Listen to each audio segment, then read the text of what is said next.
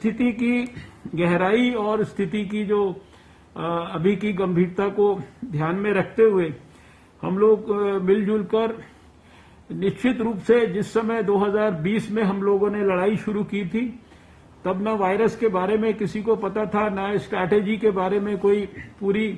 किसी को कल्पना थी और धीरे धीरे स्ट्रैटेजी भी दुनिया में इवॉल्व हुई लड़ाई लड़ने की और भारत में भी इवॉल्व हुई,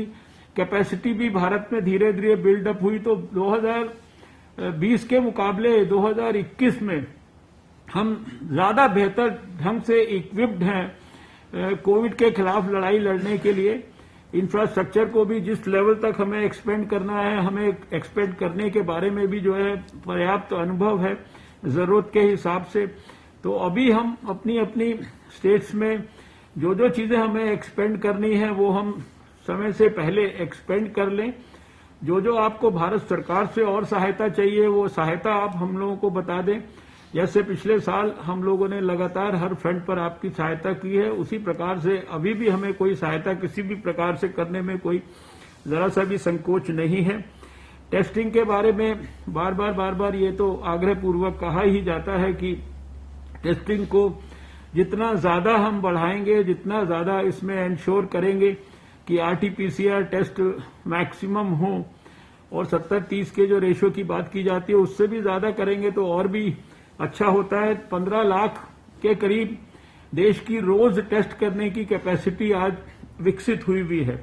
और इवन ये पूरी की पूरी कैपेसिटी लगभग हम आज यूटिलाइज कर रहे हैं।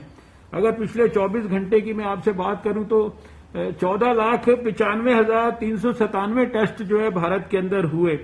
और इस समय तक करीब 27 करोड़ के करीब हम लोग देश में टेस्ट कर चुके हैं। आप सब जानते हैं कि हम लोगों ने ये जब वेरिएंट्स वगैरह की बात चली,